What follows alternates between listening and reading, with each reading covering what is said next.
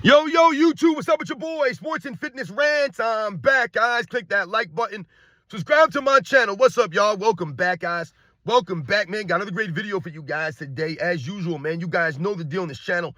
So about setting the record straight, stopping the lies, stopping the narratives, stopping them from rewriting history, guys. And in this video, we're going to talk about this post that I saw from some website called BGN Hoops.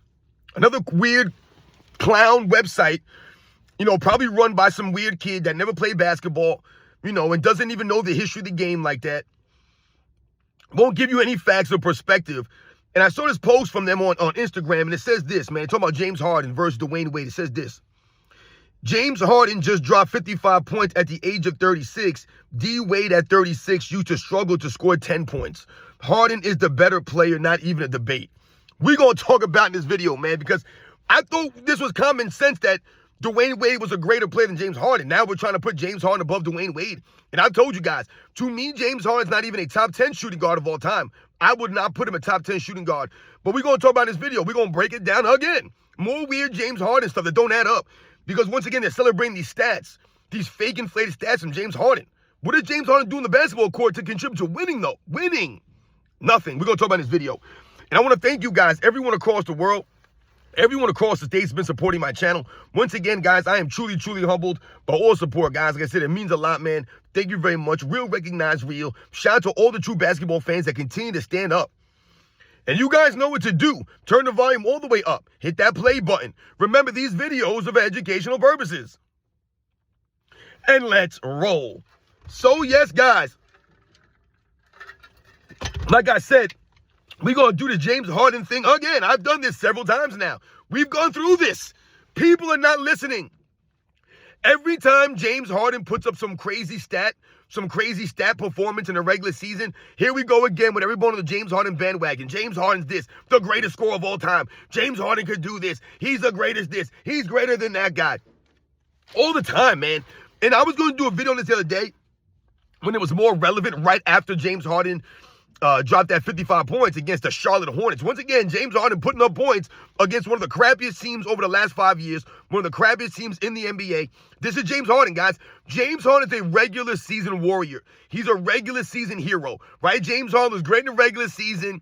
He'll put up all these stats. Oh, the most 50-point triple-doubles in NBA's history, James Harden. No one cares. What is that doing for winning?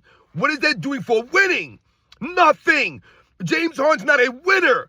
He's not a winner. These stats that he puts up, it never amounts to wins. 2 wins. Ultimately, that's what your stats are supposed to do.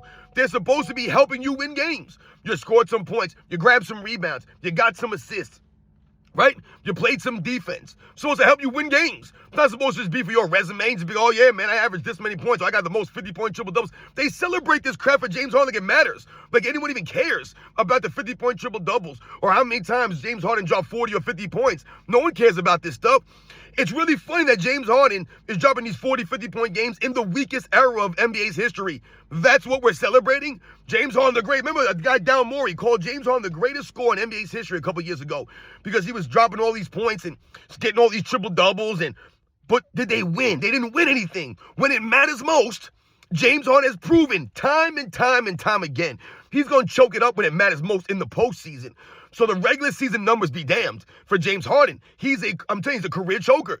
I told you can argue he's the greatest choker of his era. Who else is greater choker than him of his era? It's James Harden, guys, hand down. Who? Pandemic Pete? Joel Embiid? Like, who are the biggest chokers of postseason play over the last 10 years? It's James Harden, hands down, man. James Harden. This dude is a clown out there on the court. And they continue to celebrate him putting up these numbers. So like I just read off, this post from BGN Hoops I saw on Instagram says, James Harden just dropped 55 points at the age of 36. D. Wade at 36 used to struggle to score 10 points. Harden is the better player. Not even a debate. Not even a debate. Listen, we talked about this, and we're going to go through in a second here.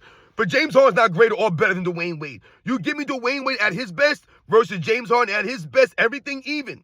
Dwayne Wade's a much greater player, guys. Much more impactful player because Dwayne Wade played defense. He was a two-way player at his best. Dwayne Wade was a two-way player. All right? A very good defensive player compared to James Harden. He's elite defensively compared to James Harden. James Harden played on damn defense. Dwayne Wade's a better rebounder than James Harden. He's a better athlete than James Harden. He's a better finisher to me than a James Harden. So give me James Harden all day, every day, over Dwayne Wade, man. Not doing this Dwayne Wade. Dwayne Wade all day, every day over James Harden, man. James Harden, not even a debate. This is weird stuff, guys, that doesn't add up. I tell you guys, it doesn't make any sense what they're saying. They're not giving you any context or perspective or anything to support this opinion. It's just a weird opinion that they have based off of some stats, and then you say Dwayne Wade at 36 could base score 10 points. You talk about James Harden at 36. Yeah, no doubt. Dwayne Wade had some serious injuries in his career, all right? He dealt with a lot of injuries in Dwayne Wade's career, but kind of derailed him to a degree, to a point, right, where he, at the end of his career, right, he was doing a lot of stuff. But more so, when we talk about the age of 36, and we're talking about someone like James Harden, who came in, what did he come in, like 6 years after Dwayne Wade? I think James Harden came in like the 2010 season. I'm trying to think. Yeah, I think he came in 2010. Dwayne Wade, we all know, came in the 2004 season. So Dwayne Wade played 6 more seasons before James Harden came into the NBA. So when we talk about the 2010s and we're talking about the manipulation of the rules over the last 10 years that James Harden's been playing in the NBA and been allowed to do all this nonsense, that's helping someone like James Harden still be relevant at age 36. All right? Once again, how much effort did James Harden ever give on the defensive end? He didn't give the effort like Dwayne Wade. So obviously Dwayne Wade's going to break down faster than someone like a James Harden who doesn't even give effort like that. I mean, James Harden be lollygagging out there, man. Traveling, carrying with the ball. Like I said, flopping all over the court for fouls, man. That wasn't Dwayne Wade flopping all over the place like James Harden, man. Carrying and traveling all over the place like James Harden. So these numbers that James Harden put up at 36, no one's impressed with this stuff. When guys are able to play a lot longer than they used to be able to, right? The softness of the NBA over the last 5, 6, 7 years now, Dwayne Wade hasn't been playing in this soft era of NBA like James Harden. So we talk about James Harden, the Steph Currys, Kevin Durant, LeBron James, Paul George, Russell Westbrook. All these guys are still playing in the NBA mid to late 30s, when in any other era, they wouldn't have been playing. They'd have been gone because they would have been taking a beating physically all those years. They wouldn't have been able to. All the back-to-backs and all the attrition, it would have added up, man. They wouldn't be there. That's why guys didn't play that long. It was rare for guys to be like a Kevin Willis or a Robert Parrish. But at the end of your career, you're just physically beat down, right? The guys that were able to play that long was because they were lucky with none of these serious injuries, all right? But we're celebrating James Harden at 36, what he's doing at 36. On what team? You're celebrating James Harden putting up 55 points against the Charlotte Hornets on the crappy Clippers? James Harden is that guy where he puts up points on bad, mediocre teams. No one's impressed with James Harden putting up points at 36 on the Clippers, man. What do they have, 5 wins, 6 wins? Give me a break. So once again, James Harden will put up points on bad teams. He'll put up points when he's on a bad team. He's not going to put those points up when it matters most. That's James Harden in a nutshell. Because then he followed that 55-point performance up by putting up 19 points. All right? So he put up 19 points. He followed up that 55 points by putting up 19 points on 5 of 16 shooting, 0 for 8 from three-point range. And then last night, he followed that performance up by going out there and going 3 for 12 from the three-point line against the Lakers last night. 3 for 12 from the three-point line. That's James Harden, man. This is what he does. He's a turnover machine. Don't play no defense like that. But we're celebrating him above Dwayne Wade. Not even close, guys. Now, let's think about this. Now, I've done this list before. Now, we don't have to do a definitive 1 through 10 or 1 through 15 or whatever the case may be. But I'm just going to read off some names here. And you guys let me know when I got to someone that wasn't better than James Harden, wasn't greater than James Harden, guys. All right? Because I told you, James Harden to me is not top 5, nowhere close to top 5 shooting guard. And to me, he's not a top 10 shooting guard. A lot of people put James Harden third. I've seen people as Michael Jordan, Kobe, and then James Harden. That's crazy, man. That is crazy. That lets me know you do not know the NBA's history. And once again, you're pumping up James Harden based off of numbers, not the reality. Not what he actually does on the court, which is not a damn thing. You're just celebrating numbers, triple-doubles, and 40 and 50-point games that don't mean anything. Because like I said, when it matters most, where are those games from James Harden? Where was he in 2018? Where was he in 2014? Where was he in 2014? So let's think about this now. They said Dwayne Wade at 36. How about Dwayne Wade at 24? Where was James Harden when he was 24, when Dwayne Wade was 24? Because when Dwayne Wade was 24, he was leading his Miami Heat to a championship. To a championship in his third freaking season, guys. Where was James Harden in his third season? He was a 6th man on OKC still. So when he was 26, James Harden was on the Houston Rockets, right? And they lost in the first round to the Portland Trail Blazers that year, guys, as the number 4 seed to the 5 seed. So his team was the 4 seed. He lost to the number 5 seed Portland Trail Blazers that were led by Damian Lillard and LaMarcus Aldridge. And I think like Nicholas Batum was on that team. if I'm not mistaken. Those were their best players. C.J. McCollum wasn't playing at that time. So yeah, LaMarcus Aldridge and Damian Lillard, the 5 seed Portland Trailblazers, beat James Harden, Dwight Howard, Chandler Parsons, Patrick Beverly. Those were his teammates on the Houston Rockets in 2014. So at 24, James Harden, right, lost in the first round to a team that was a lower seed than him. You know what he did that in that series, James Harden? He averaged 26 points a game. Sounds pretty good, right? On 37% shooting, which is typical James Harden, and 29% on the three-point line. So this is James Harden, guys. He's one of the most inefficient, one of the biggest chokers in the history of the sport, guys, especially of his era.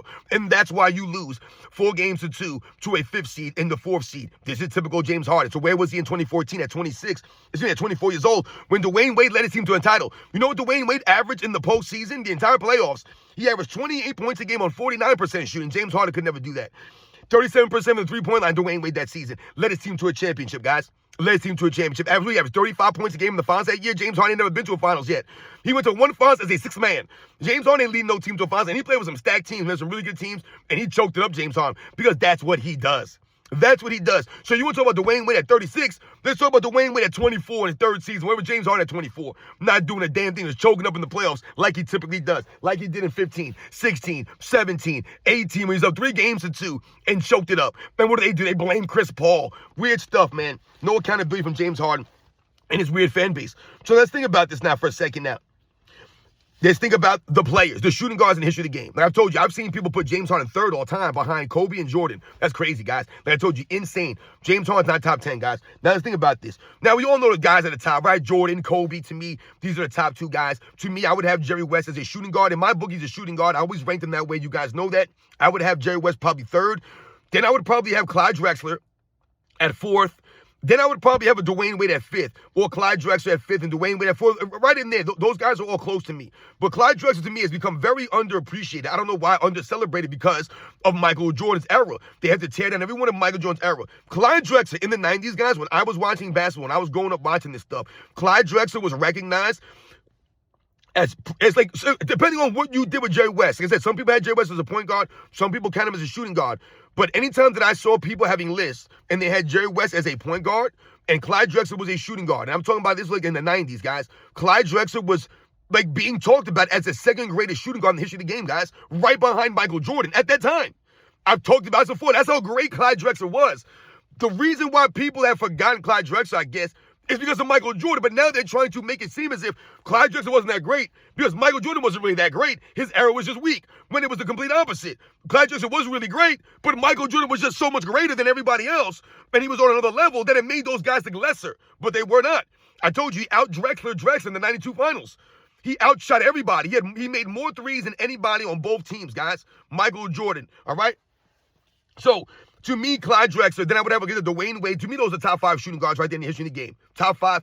I don't even think, like I said, you can maybe argue another guy here, another guy, like I said, maybe Allen Iverson. But to me, James Harden is nowhere near these guys. Nowhere near that. When you talk about someone like Clyde Drexler, who I told you he's become very, very underappreciated now, this man led the Portland Trailblazers to 2 NBA Finals.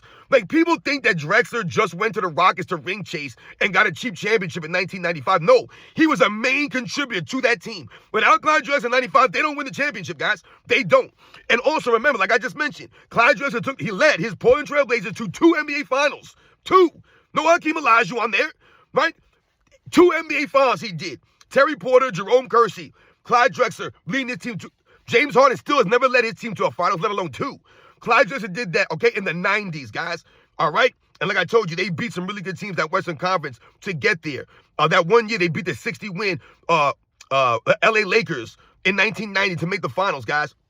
So once again, they beat some really good teams in the playoffs to get there. So Clyde Drexler led them there. But no one wants to talk about that with Clyde Drexler, right? Then I would have guys like maybe Allen Iverson, to me, is a top 10 guy easily.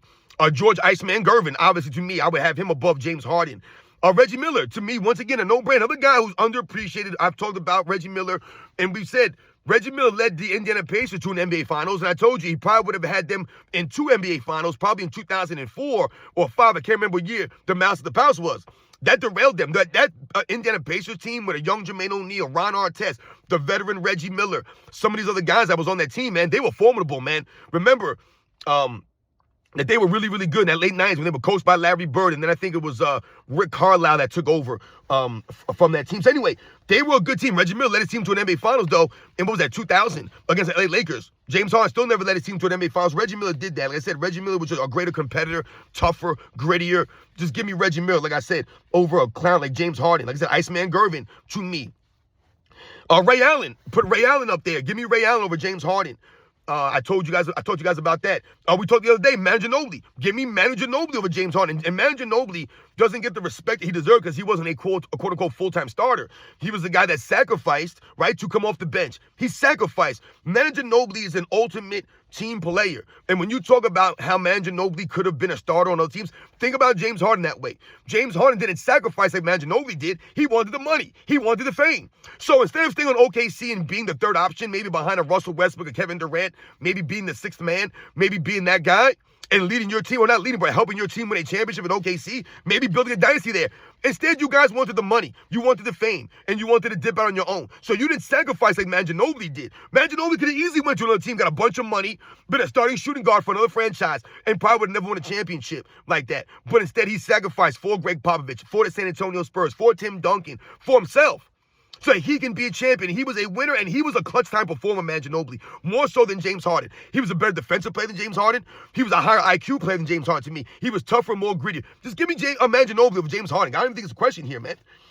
Joe Dumars. Give me Joe Dumars over James Harden, right? That's 11 guys I've already named, man. Joey D, man. Once again, one of the most humble players of the 90s, right? The guy that you never really heard about from the bad boy Detroit Pistons, but the dude was a lockdown defensive player, man. More so than James Harden, way more so than James Harden. And his offensive game is very underrated. All right, Joe Dumars was a very solid ball handler and a really good mid-range shooter, Joe Dumars, and a high IQ player. So give me Joe Dumars. How about someone like Andrew Toney, who's forgotten? Remember the foot injuries derailed someone like Andrew Toney, a.k.a. the Boston Strangler, and what this guy could do. This guy was a terror. The Boston Strangler for a reason, guys, because he was a terror on both sides of the ball. Andrew Toney, he was a clutch-time performer, Andrew Toney, for those Sixers teams with Dr. J, Moses Malone, Maurice Cheeks. So what about Andrew Toney? What about Earl the Pearl Monroe? Earl the Pearl Monroe, right? With the silky smooth game, Earl the Pearl Monroe played for the New York Knicks, played for the, was it the Baltimore Bullets? I can't remember if it was the Baltimore Bullets Earl the Pearl Monroe played for, but Earl the Pearl Monroe. Sam Jones, right? Mr. Clutch before Jerry West. Sam Jones, one of the clutch players for the Boston Celtics dynasty of the 60s. Sam Jones. Tracy McGrady we mentioned before. All right, so all of these guys to me, like, those are players that I would probably put above James Harden. We could debate some of those guys, right? It's close with some of those guys. But for the most part, those first 10, 11, 12 guys, I don't even think it's not even a conversation here. But somehow he's greater than Dwayne Wade because he scored 55 at 36 years old, and Dwayne Wade could basically score 10 points at 36 years old. Yeah, and by that point, Dwayne Wade was already a multiple-time champion. Like I said, he was a champion without the LeBron James super team heat. He was a champion. Something like I said, James Harden's never done. They even went to an NBA Finals as the main guy, and he's never going to do it. He's never going to lead a team to an NBA Finals. Never, ever. That ship has been sailed for James Harden, man. His best chance was 2018, 2019, 2017. Those were his best years. It's long gone. But you're going to try to put him above Dwayne Wade? James Harden is not above Dwayne Wade. Like I said, the things that Dwayne Wade could do in the basketball court, night and day compared to what James Harden could do in the court. The impact from James Harden's not there. And I mean, let's think about some of the competition for James Harden here. Who are the best shooting guards of his era, the 2010s? Who are the best shooting guards of his era? Like I said, to me, Dwayne Wade is the best shooting guard of the 2010s, but they've often given it to James Harden because of the injuries, which derailed Dwayne Wade in the second half of his career. But Dwayne Wade came in 2004. All right, so if we just put Dwayne Wade aside here, and we think about the 2010s guys, who are the top shooting guards that James Harden's competition? When they talk about, oh, he's the great shooting guard of his era. Well, he has all these all-NBA selections and all this other stuff that he has. But once again, getting cheesed off of these stats that he puts up, not winning games, not being a legit contender. So you have James Harden, DeMar DeRozan, who came in the same year as James Harden. How about Devin Booker, who came in some years after these guys? Bradley Beal, who came in, 2013, I believe. Jimmy Butler came in 2012. Klay Thompson came in 2012. So these are like the top 5 or 6 shooting guards, of the 2010s, right? Butler, Klay Thompson, Bradley Beal, Devin Booker, James Harden, DeMar DeRozan. Does that sound like a stout competition? Does that sound like Michael Jordan, Clyde Drexler, Joe Dumars, Reggie Miller, Mitch Richmond? Does it sound the same? Doesn't sound the same to me. Doesn't sound like the similar players to me. right? Doesn't even seem anything comparable. But they're going to try to put him above Dwayne Wade. Does that sound like Allen Iverson, Kobe Bryant, Manu Ginobili? Does that sound like the same thing to you guys? Ray Allen? Doesn't sound the same thing to me, those group of players. Nowhere close, guys. So once again, man, when we think about the guys that James Harden was going against, and we think about the competition, we think about the weakness of the era, how the rules have been manipulated and the standards have been lowered, you cannot celebrate James Harden off some stats that he put up a 55-point performance. Because like I say, he turned around the next night and put up 19 points. And he scored that 55 points against one of the worst teams in the league because that's what James Harden does.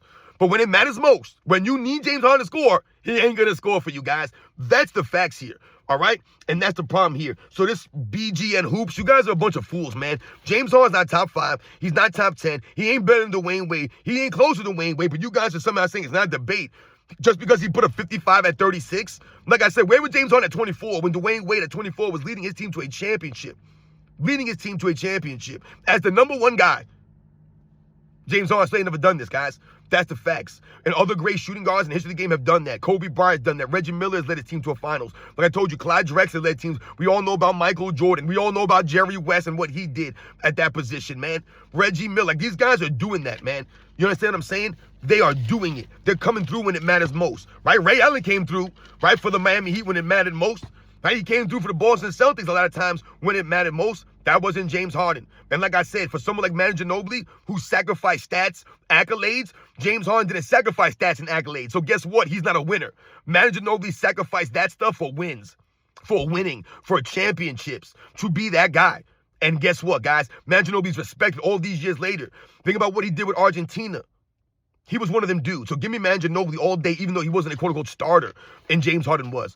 You guys know the deal, man. I'll catch you guys on the next one.